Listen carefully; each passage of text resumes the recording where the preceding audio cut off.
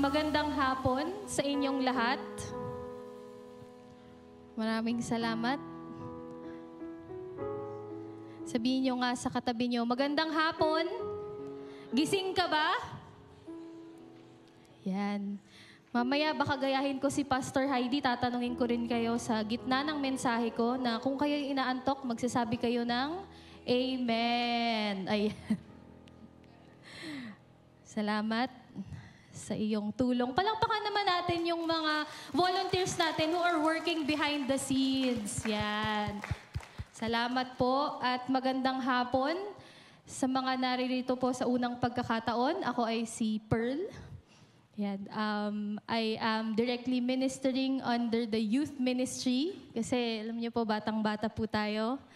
Kaya nasa youth ministry po tayo. Ako po ay ang submissive na asawa ni Pastor Cox Lihauco by faith and declaration at ang pinakamamahal na ina ni Cara 7. Ayan. At ang pinakamamahal na anak ng aking ina. Tama ba? Favorite mo ko. Wala kasi yung ate ko ngayon, kaya ako yung favorite niya. But anyway, sino dito excited na kayo sa Pasko? Dahil sa regalo. Pero sino dito hindi kayo na-excite sa traffic na nakikita nyo o na-experience nyo? Yan. Ang pinaka-nararanasan natin, alam natin na holiday season na dahil sa matinding trapiko. Kahit kahapon, di ko alam kung nakita nyo, nagkalat po yan sa internet ang isang larawan sa buong Alabang Zapote po yata yun, pero pinaka ay sa Muntinlupa kung gaano kalala ang traffic kagabi. Pero sino dito medyo mahaba-haba ang patience nyo sa traffic? Wala talaga. Ay, dalawa lang. Dalawa out of ilan po ba tayo sa hapon na ito? 'Di ba? Pero naalala ko, lalo na kung ikaw ay taga Las Piñas. Meron po ba dito taga Las Piñas? Kaway-kaway. Ayan. Sa Las Piñas po, kahit hindi Pasko, kahit anong season, para siyang Panginoon, tapat, parating traffic. Ayan. So, naalala ko po, kasi laking Las Piñero po ako, at naalala ko, may mga panahon dati na pagbabiyahe kami, napakatagal na naghihintay kami sa traffic. Pero, meron isang bagay na nakakatulong sa akin kapag naghihintay ako ng matagal sa loob ng kotse. At alam niyo kung ano yun? Alam ko na pag nasa kotse ako at may pupuntahan kami, hindi naman ako forever nandun. Diba? Forever. Hindi naman ako forever nandun. Kahit na, okay, traffic, baka 2 hours, di ba nakakainis po yun? Yung parang, lalo na pag gusto mo na mag-CR, tapos you're caught in the middle of heavy traffic. Pero, going back to what I said, nakatulong talaga sa akin yung alam ko na, hindi naman ako forever nandun eh. Saglit lang yung traffic. So, alam ko, malalagpasan ko rin yun. 'Di ba? Kapag sa traffic man yan, o pila sa bangko, 'di ba? Minsan po nakakairita. Okay lang po maging honest sa church, ha? Yan, or madalas nakakairita. Pero nakakaya natin, tama po ba? Kasi nandito tayo ngayon eh. Nakakaya natin yan. Pero minsan, sa buhay, lalo na kung hindi natin alam kung kailan mangyayari, nawawalan tayo ng lakas ng loob. Di po ba? Sa kahit anumang paghihintay yan, pwedeng paghihintay sa kung anumang dokumento na hinihintay mo, paghihintay na magkaroon ng anak, paghihintay na maligawan, paghihintay, iba't ibang klase ng paghihintay. Pero tayo ay nagpapasalamat kasi alam nyo ba, kahit tayo ay nawawalan ng lakas, ang Panginoon ay nagbibigay sa atin ng kalakasan habang tayo ay naghihintay. At napakaraming ginagawang paraan ng Panginoon para tayo ay matulungan sa ating kahinaan sa gitna ng paghihintay. At alam niyo ba ang pinaka-totoo o pinaka-laganap na pamamaraan kung paano niya tayo tinutulungan? Sa kanyang salita. Sabi sa Isaiah 40 verse 8, ang damo ay nalalanta at ang bulaklak nito ay nalalaglag. Pero, sabihin nyo nga, pero. Yan, gising pa pala kayong lahat. Pero ang salita ng ating Diyos ay mananatili magpakailanman. Ano ibig sabihin nito? Kahit ano man yung pinagdadaanan natin, maganda man o hindi, ang kanyang salita ay mananatili. So kahit tayo ay nanghihina sa ating paghihintay, maasahan natin na nagbibigay ng kalakasan ng kanyang salita sa ating buhay. May 3 punto po akong gustong ibahagi sa inyo ngayong hapon na ito at patungkol po ito sa kalakasan sa gitna ng paghihintay. At in-encourage ko rin po kayo to take time na panoorin din po ang English services kung saan si Pastor Mylene ay nag-preach ng powerful message as well patungkol sa stronger. Yan. Unang punto na gusto kong ibahagi sa inyo. Ang salita ng Diyos ay walang katapusan at napapanahon. Ulitin ko po. Ang salita ng Diyos ay walang katapusan at napapanahon. Meron po akong babasahin sa inyo na excerpt mula kay John Frame. At babasahin ko po ito in English para hindi ko po ma-miss out kung ano yung eksakto na sinabi niya. But the overall point is this. Since Scripture, ang salita daw ng Diyos, since Scripture is the eternal Word of God, it is also timely. Since it is transcendent, it is existing or operating within. Since it is the very voice of God, it addresses all our deepest needs, all the needs of the heart. It is not only incapable of being wrong, it is also living. It gets into our very insides and discerns the thoughts and the intents of our hearts. Nothing is hid from its sight. So sabi dito, there is a dynamic about it that surprises us. Diba minsan yung nagugulat tayo, wow, yung binabahaging salita ng Diyos, parang ako yung pinapatamaan ni Pastor Mylene, o kaya ako yung pinapatamaan ni Pastor Heidi. Hindi natin alam na ang Diyos, kahit na He is speaking through a crowd, He is also speaking to us individually. Ganon po katindi ang salita ng Panginoon to minister to us. The Word of God, that is to say, behaves like God Himself in His mysteriousness, sovereign power, and unmeasurable love. Sino sa inyo ang naghihintay? Lahat tayo. I believe lahat tayo na hindi man pare-parehas yung klase ng hinihintay natin, ngunit sa bawat season na pinagdadaanan natin, meron tayong iba't ibang levels of waiting na pinagdadaanan. Katulad ng sabi ko kanina, maaaring may naghihintay ng mga documents na ma-approve or mga deals na kailangan ma-close, may naghihintay din na gumaling, merong ding naghihintay na ikasal na, kahit wala nang ligaw, kasal na daw, gano'n. But we always find ourselves waiting. So ang katanungan dito, kanino ka naghihintay? Sa Kanya. Sino yung sa Kanya natin? Naniniwala ako na ang kalakasan natin sa gitna ng paghihintay ay nakasalalay sa kung kanino tayo naghihintay. Katulad ng panalangin ni Pastor Cox kanina, or exhortation, nasabi niya na kapag tayo nanalangin for peace, hindi lang natin hinahabol yung blessings, sa Kanya tayo nakatingin. So habang naghihintay tayo, church, kanino ba tayo nakatingin? Kanino ba tayo naghihintay? Kasi believe it or not, kung patuloy tayong maghihintay sa mga bagay na wala tayong control, sa mga bagay na hindi natin alam kung paano siya mangyayari, we will always be frustrated. Pero kapag tayo ay nagtitiwala, naghihintay, nakatutok sa Panginoon at sa Kanyang salita, hindi tayo mabibigo. Naalala niyo pa ba yung salitang kaba? Nakakakaba. Ano yung kaba na yon? Naalala niyo ba yung illustration na merong lubid na matibay? Ito ang naging larawan kung kanino ba tayo naghihintay. Kanino tayo nakapalipot? Nakadepende ang ating kalakasan sa kung kanino tayo nakapalipot.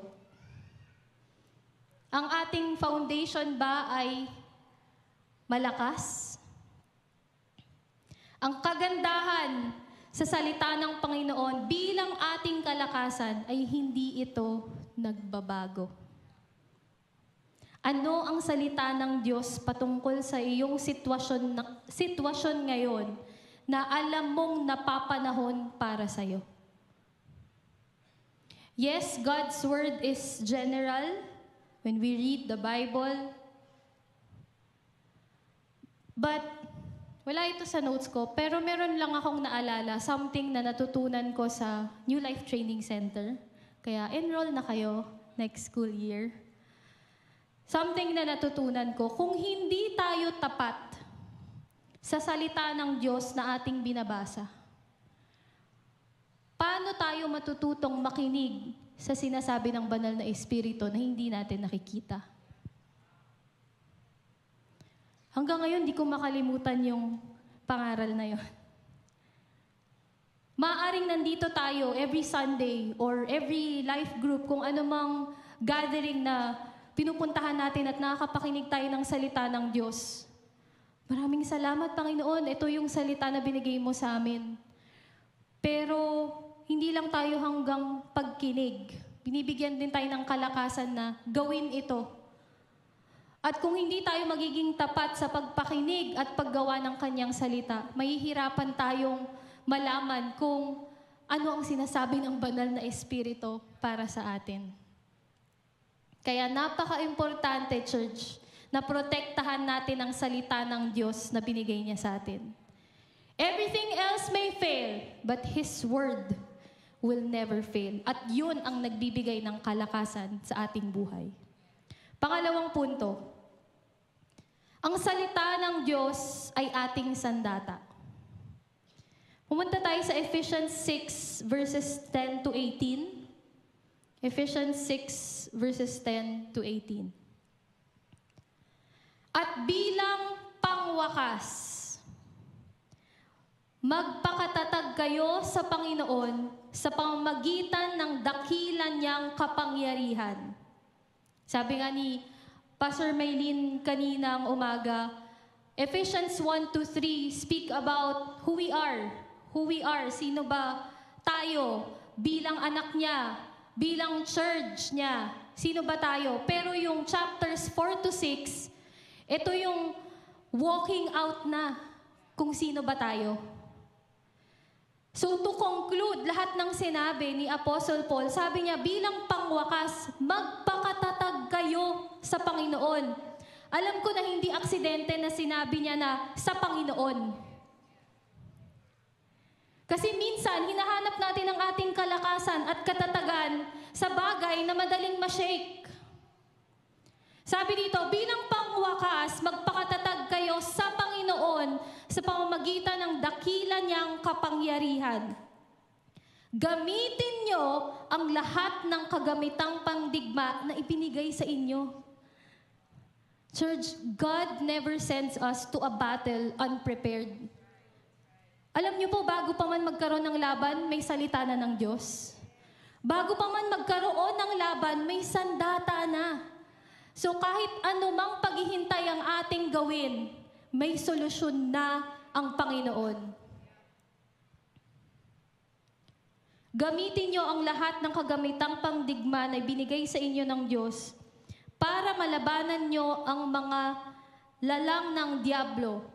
Sapagkat ang kalaban natin ay hindi mga tao, kundi masasamang espiritu sa himpapawid, mga pinuno, may kapangyarihan at mga tagapamahala ng kadilimang namamayani sa mundong ito. Kaya gamitin niyong lahat. Gamitin daw natin, church. Kasi may binigay na sa atin ng Panginoon. Gamitin niyong lahat ng kagamitang pandigma na ibinigay sa inyo ng Diyos para sa oras na dumating ang kasamaan ay magawa niyong makipaglaban. At pagkatapos ng pakikipaglaban ay manatili pa rin kayong matatag. Grabe, no?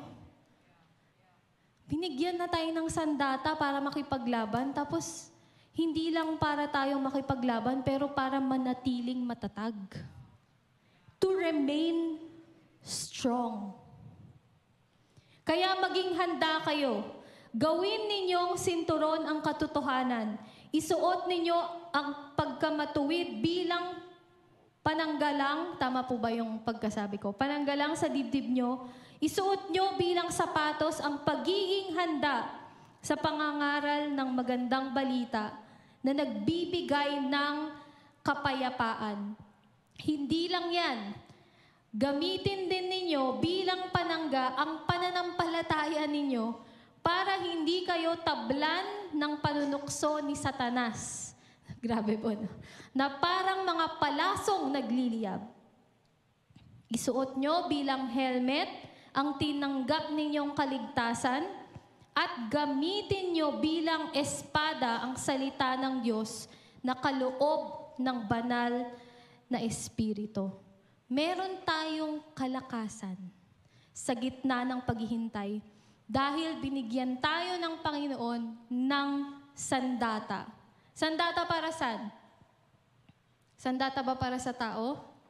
Hindi po.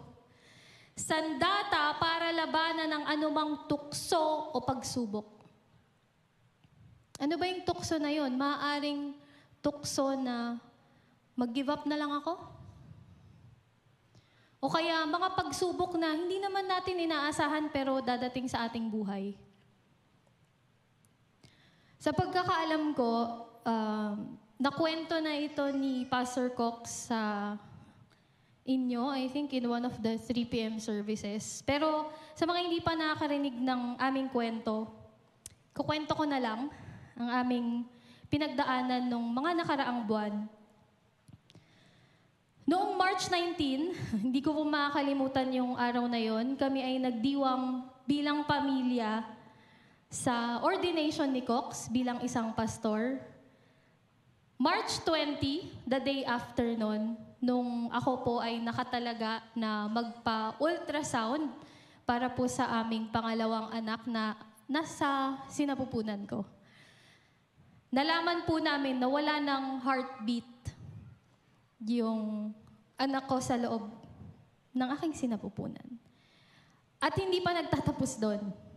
Days after, nakatalaga po ako magturo sa NLTC, specifically on the letter to the Philippians about joy. Grabe po yung timing, no? Few weeks after, nag-undergo po ako ng DNC.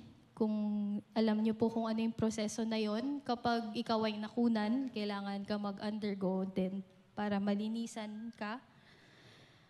At pagkatapos noon, sunod-sunod po, nagkaroon ako ng iba't ibang konsultasyon sa immunologist kasi kailangan namin malaman kung bakit ako nakunan, kung okay naman yung naging pregnancy ko with Q. Iba't ibang mga pinagdaanan namin na hanggang ngayon, patuloy kami pa rin naghihintay sa Panginoon. Ngunit patungkol sa pagsubok, syempre pagsubok po yun, at meron din kaming tukso na naharap na sumuko na lang. Kasi naalala ko, may isang nagsabi din sa amin, paano kung si Q na lang yung anak nyo para lahat ng efforts nyo, lahat ng pinaggagastusan nyo, parang sa kanya na lang, ganun. Hindi ko po ito pinlano, salamat. taas ng boses. Okay, thank you po.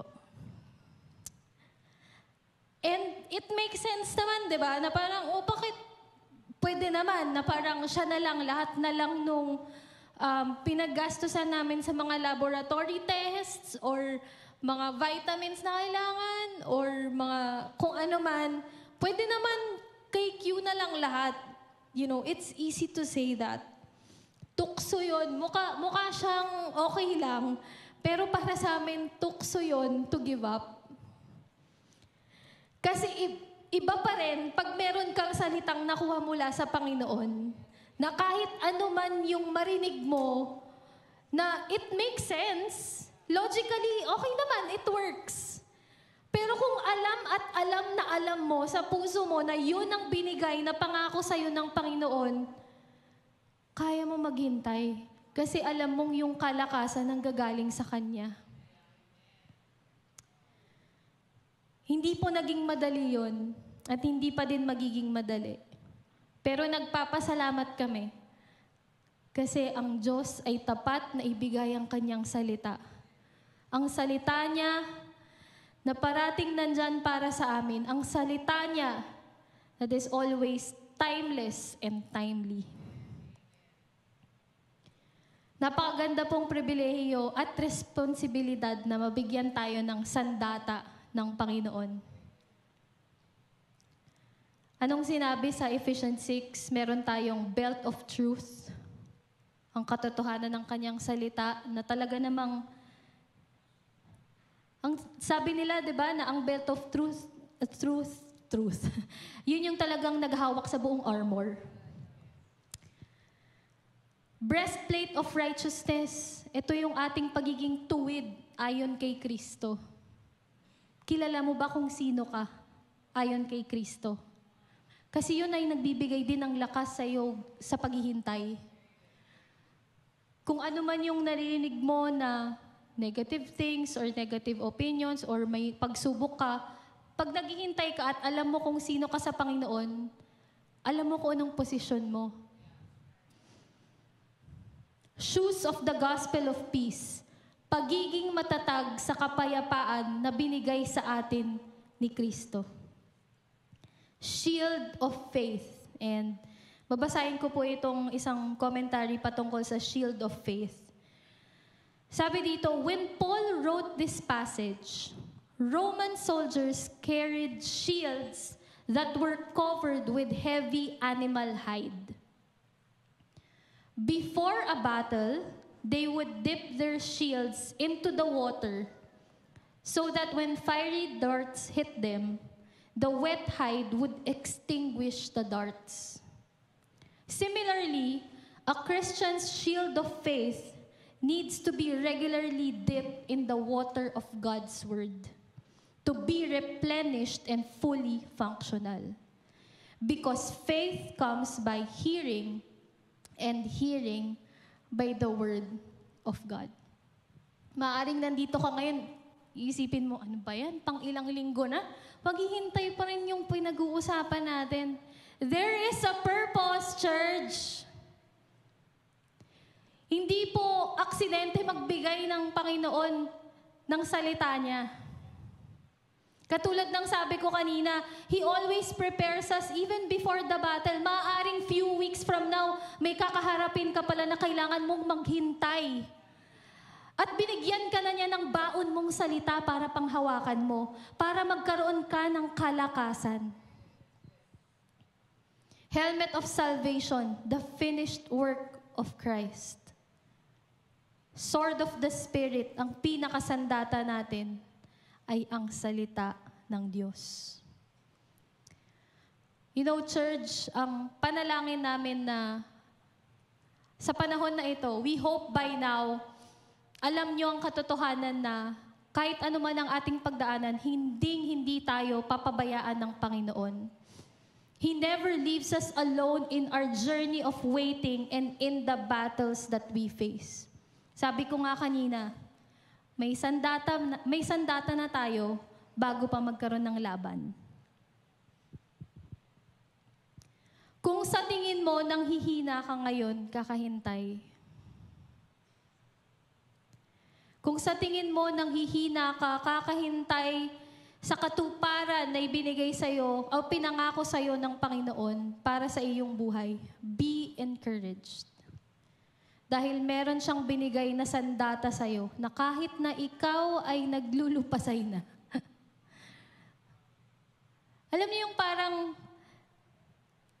starting your day na parang nakaganito ka na lang, you feel so weak. Pero yung sandata ng Panginoon, it gives you a posture. Na kahit na mahina yung nararamdaman mo, nakatayo ka pa din ng maayos. Kasi siya ang nagbibigay ng lakas para sa'yo. 2 Corinthians 12, 9-10.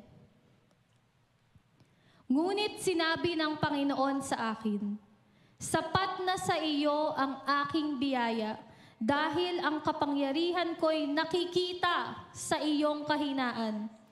Kaya buong galak kong pinagmamalaki ang aking kahinaan. Nakakatawa po, di ba? Paano kaya natin maipagmamalaki ang ating kahinaan? Dahil alam natin na ang kalakasan ay nagmumula sa Kanya. Dahil dito, maligaya ako sa aking kahinaan, sa mga panglalait sa akin, sa mga pasakit, pang-uusig, at sa mga paghihirap alang-alang kay Kristo. Sapagkat kung kailan ako mahina, Church, sapagkat kung kailan tayo mahina, saka naman tayo pinalalakas ng Diyos. Sa mga nanghihina po dito, nakakahintay sa kung ano man yung bagay na ipinangako sa'yo ng Panginoon. Let His strength be at work in your life. Alam niyo po, church, it's okay to be honest. Mas gugustuhin po ng Panginoon na sabihin natin sa Kanya, nanghihina ako, kailangan ko ng tulong mo. Nalilito ako, hindi ko maintindihan kung bakit nangyayari ito. Nanghihina ako, ang tagal ko nang naghihintay. Alam niyo ba, mas gusto marinig yun ng Panginoon?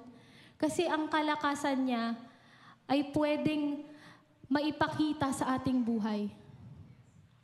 Hindi po natin kailangan mag-pretend. God gives grace to the humble. Hindi sinabing God gives grace to those who are full of strength.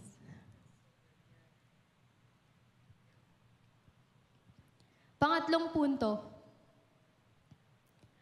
ang salita ng Diyos ay ating binabahagi. Ang salita ng Diyos ay ating binabahagi. Ano pong ibig sabihin natin dito? Ang walang katapusan at napapanahon na salita ng Diyos ay hindi lang po para sa atin. Ang Panginoon, binibigyan din tayo ng salita upang maging channel of strength sa paligid natin. Naalala niyo po, last week we had Life Group Sunday. Alam niyo po na sa mga life groups, binibigyan din tayo ng pagkakataon ng Panginoon upang maging daan sa kalakasan ng bawat tao sa pamamagitan ng salita na ibinibigay niya.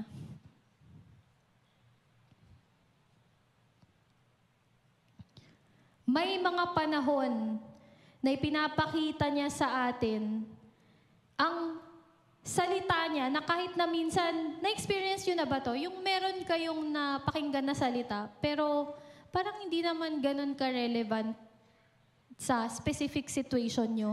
Tapos ma-realize nyo, kunyari meron kayong isang nakausap, humingi ng panalangin, yun pala para sa kanya yun. Sino dito na experience nyo na yun? Ako, tinataas ko rin kamay ko. Di ba ang galing ni Lord? That He can speak through us, and He can also speak to other people para mag-minister sa atin. Dahil ang salita niya ay patuloy natin na ibinabahagi, hindi po natin ito ipinagdadamot. Sabi sa Isaiah 50, verse 4, Tinuruan ako ng Panginoong Diyos kung ano ang sasabihin ko para mapalakas ang mga nanlulupaypay. Ginigising niya ako tuwing umaga para pakinggan ang mga itinuturo niya sa akin. Itong tinatawag natin word in season. Katulad ng sabi ko kanina, maaring nandito ka ngayon, hindi na ako nakaka-relate dyan sa waiting kasi natanggap ko na yung pangako na ibinigay sa akin ng Panginoon. Good for you! We're celebrating with you. Pero maaaring kailanganin mo rin ito sa susunod na level ng waiting na may experience mo. At hindi lang yon. Maaaring ipadala ng Diyos ang isang tao na kumausap sa'yo, hihingi ng panalangin, na kailangan pala niya yung salitang yon. Because when God gives us a word, napaka-intentional po niya. Hindi lang po tayo ang nabe-bless, but even people around us, generations around us. Huwag tayong maging madamot sa pagbabahagi ng salita ng Diyos sa mga tao sa paligid natin. Dahil parati itong may kakayahan na bigyan ang bawat isa sa atin ng kalakasan sa gitna ng paghihintay.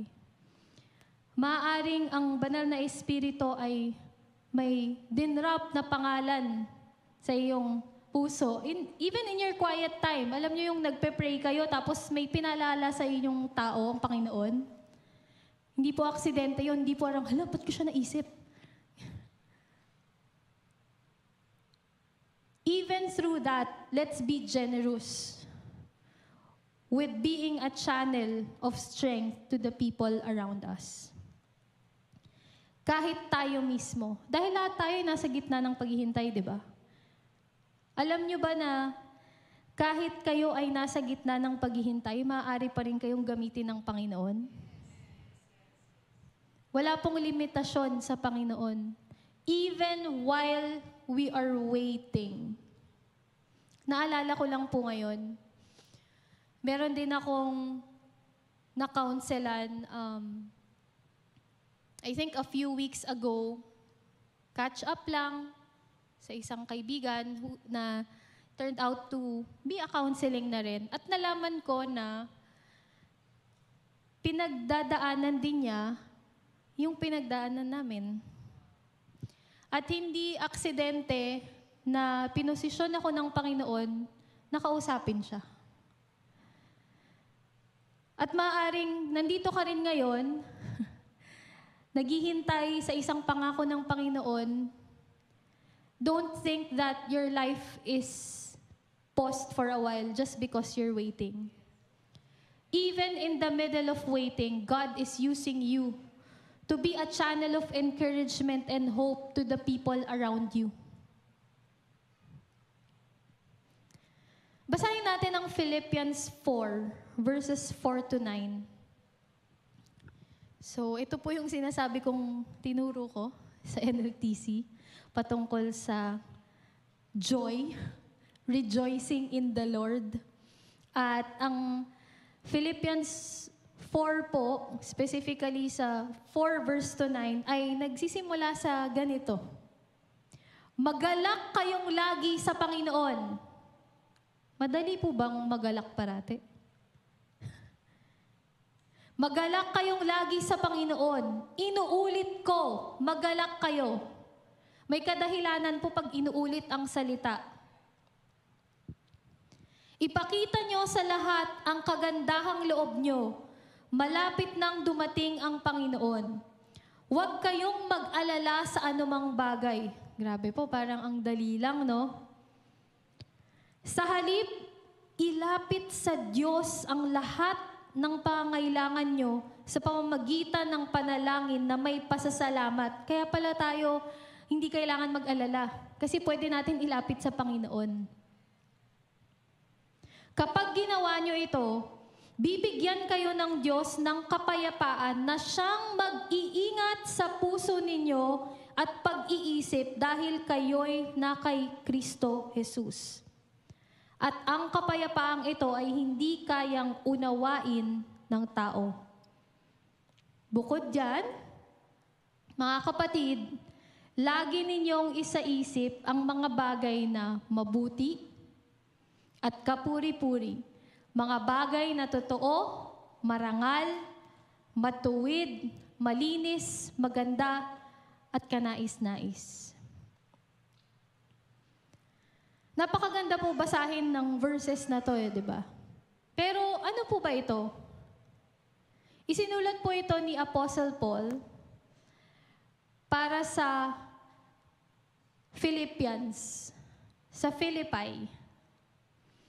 At alam nyo ba na habang sinusulat niya ito, siya ay nasa kulungan. Gusto ko lang po ilagay nyo yung sarili nyo sa kanyang sitwasyon ngayon. Imagine nyo lang. Kung ikaw ay nasa isang kulungan, dahil sa isang bagay na ginawa mo para sa Panginoon, grabe, no? Napakadami pong kadahilanan para magreklamo ni Apostle Paul. He was in prison because he was sharing the good news. Isa namang mabuting bagay na kanyang ginagawa. Pero nasa prison siya. But in the middle of that, nag-encourage pa po siya. Sabi niya, rejoice in the Lord always. Paano ka magre-rejoice? Nasa kulungan ka. Paano ka magre-rejoice? Nasa kulungan ka kahit na ang ginawa mo ay mabuti naman. Lord, it doesn't make sense. Feeling ko, nasa ganitong kulungan ako ng buhay ngayon. Bakit ako mag-encourage sa iba? Bakit ako magre-rejoice? Paano nagawa yun ni Apostle Paul? Dahil kilala niya ang Panginoong Jesus. Kilala niya na tapat ang Panginoon. Kilala niya na ang Panginoon ang nagbibigay sa kanya ng kasiyahan, ng kalakasan, na kahit na nasa loob siya ng prison, he can still have joy. Maaring kayo ay nasa isang quote-unquote prison din sa buhay nyo ngayon. Huwag nating hayaang ang prison na yon, napigilan tayo na ibigay ang kanyang salita sa mga taong nangangailangan. Alam niyo, yun din yung beauty when we share the Word of God. Kahit ako, yung pagsalita ko sa harap ninyo, ako rin mismo na-encourage. We're not just being used to encourage someone. God also has a way of encouraging us through that. As we close, let me read these verses. Isaiah 40, 30-31. Kahit ang mga kabataan ay napapagod. Mga kabataan dyan, tataas kayong kamay. Yan. Ate Trish, amen. Okay. Tayo ay napapagod, di po ba? Wow, Pastor Sai, lakas-lakas na. Kahit ang mga kabataan ay napapagod, nanlulupaypay at nabubuwal. Grabe po yung nabubuwal. Ngunit, sabihin nyo nga sa katabi nyo, ngunit. Ngunit ang mga nagtitiwala sa Panginoon ay muling magkakaroon ng lakas. Lilipad sila na gaya ng isang agila. Kaway-kaway po ulit yung pamilya agila sa likod. Woo! Yan. Gusto ko yung si Tita Ani nagganon din. Yan, one family, di ba? Tumakbo man sila ay hindi mapapagod. Lumakad man sila ay hindi sila manghihina. Okay, hindi ko po chinecheck kung may ringtone yung si tatay kasi.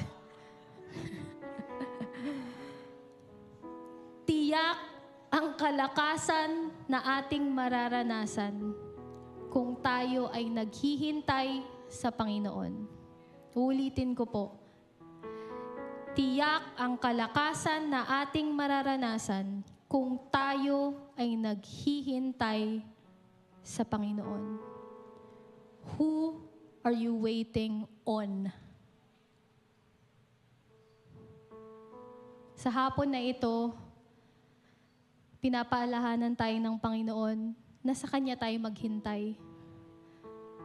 gusto niya yon. Okay lang sa kanya yon. Kasi nandyan siya para tulungan tayo. Nandyan siya para bigyan tayo ng kalakasan na ating kailangan.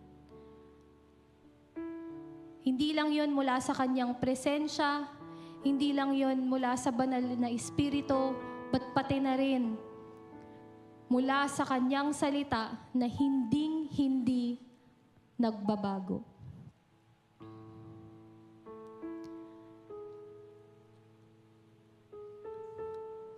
I want us to take this time. Meron pa po tayong oras, if I may, pastors, to pray for those who have been losing strength in the waiting. With all eyes closed in this place, to show respect lang po sa mga desisyon na gagawin ng mga tao sa paligid natin at this time. With heads bowed and eyes closed.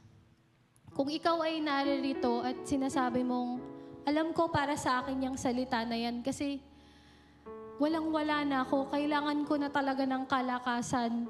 Hindi ko na alam kung gaano ako katagal maghihintay. Hindi ko alam kung hanggang kailan magiging ganito ang sitwasyon ko. Kung ikaw ang tao na iyon at alam mong kinakailangan mo ng panalangin ngayon, maaari lang na itaas mo ang iyong kamay. I'll give time. I can see those hands. Sige lang po. Yung mga hindi po nagtaas ng kamay, just take this time to pray, hear from God. Hallelujah.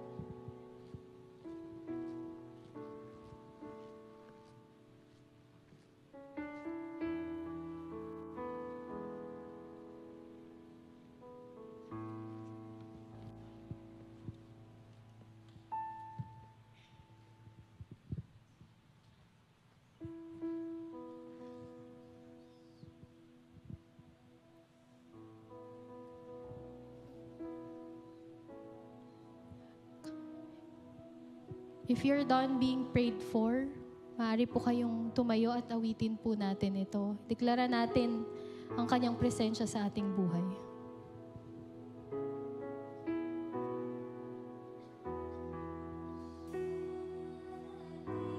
Sa iyong nilim at sasambahin ka sa dakong lihim, mananatili sa iyong nilim nang masumbungan ka sa dakong lihim.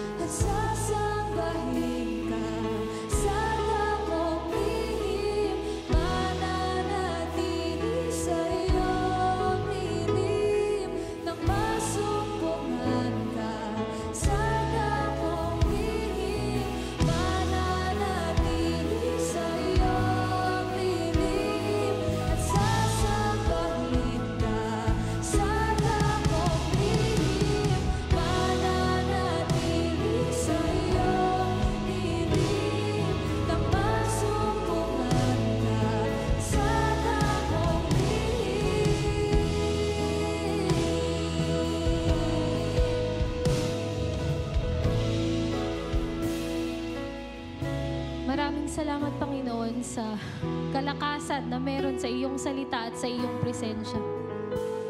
At sa hapon na ito, sabi mo sa Romans 5:6, nang wala tayong kakayahang makaligtas sa kaparusahan, namatay si Kristo para sa ating mga kasalanan sa panahong tinakda ng Diyos. Maraming salamat, Panginoon, na even in our weakness, you came for us. At kung meron sa inyo sa hapon na ito na gustong ipanalangin na tanggapin ang Panginoong Jesus, ang ating source of strength sa kanyang buhay, maaari lang po na itaas nyo ang inyong kamay and we will lead you in a prayer. If you want to receive Jesus in your life, maraming salamat po sa mga kamay na nakataas at we honor your decision. At church, samahan natin sila na manalangin. Panginoon, maraming salamat sa iyong pagmamahal na nagbigay ng daan upang iyong ibigay ang iyong anak na si Jesus upang kami ay maligtas.